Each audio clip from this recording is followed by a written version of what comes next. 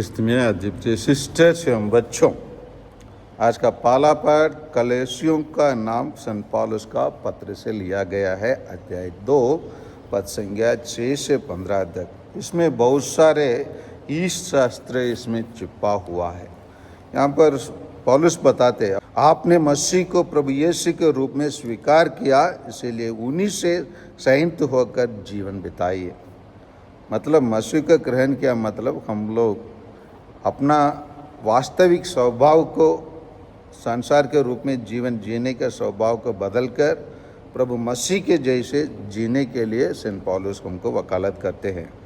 उन्हीं में आपकी जड़ी गहरी हो और नींव सुदृढ़ हो। आपको जिस विश्वास की शिक्षा प्राप्त हुई है उसी में दृढ़ बने रहो और आपके हृदय में धन्यवाद की प्रार्थना उमड़ती रहे। इतना कहने के बाद 8 को पढ़िए, 2:8 को पढ़िए, जो अक्सर हमारे बीच में इसी प्रकार के शिक्षा देने वाले हमारे आसपास में रहते भी है और इसी प्रकार के शिक्षा से हमारे लोगों के विश्वास को क्या कर देते, उनके बीच में कुछ गलत बीज बो लेते या गलत विश्वास का धारण करने के लिए उनका अगुवाई करते। पढ़िए, सावधान रहें, कहीं ऐसा ना हो कोई आप लोगों को इसे कोकले आर्य भ्रामक दर्शन शास्त्र द्वारा बहकाए,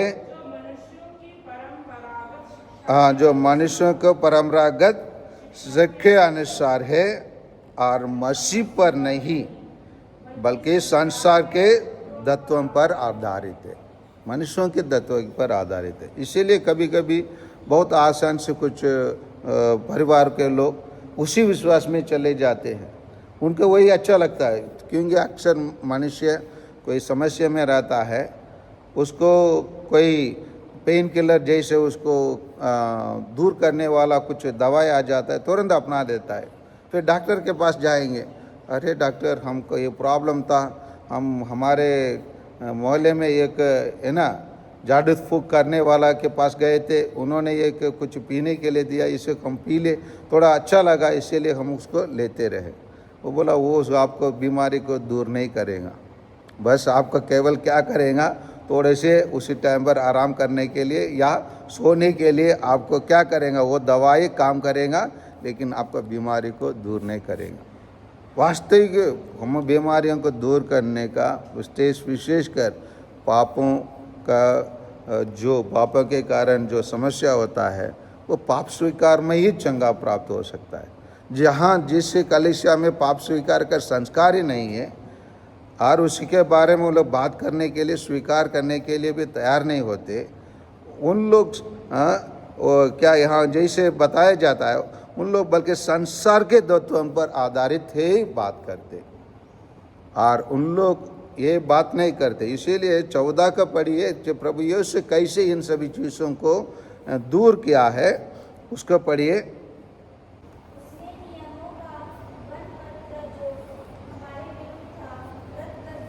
हाँ, क्या कर दिया हमारे पास जो भी पाप के कारण क्रूस पर टोकर क्या कर दिया होता है। ये प्रभु यीशु वही काम करते हैं हमारे लिए, तो सब चीज़ को रद्द कर दिए। क्रूस पे मरने के कारण जितना भी हमारे पाप के बंधनों रहा वो सभी को क्या प्रभु यीशु रद्द कर दिए और हमारे लिए एक नया जीवन जीने का शक्ति प्रदान किए। आइए इसी पर हम लोग विश्वास करें, क्योंकि हमारे बीच में बहुत सारे लोग आ सकते हैं कि ये सही है, बाइबल में देख ये लिखा है, यहाँ लिखा है बोलकर कुछ वचनों पर उन लोग खिलवाड़ कर सकते हैं, परंतु असली शिक्षा प्रभु यीशु का शिक्षा कैथोलिक कलीसिया में वो केवल एक व्यक्ति बताने के कारण नहीं बनता है। बाइबल में यहाँ लिखा है, ये बताया गया, उसी के आधार पर नहीं, उस पर मनन चिंतन करके और उसको जैसे हमारे शरीर को और आत्मा को जो आवश्यकता होता है उसी को हमारे लिए कलीसिया प्रदान करती है। इसलिए आइए उसी शिक्षा पर हम लोग विश्वास करें। आमीन।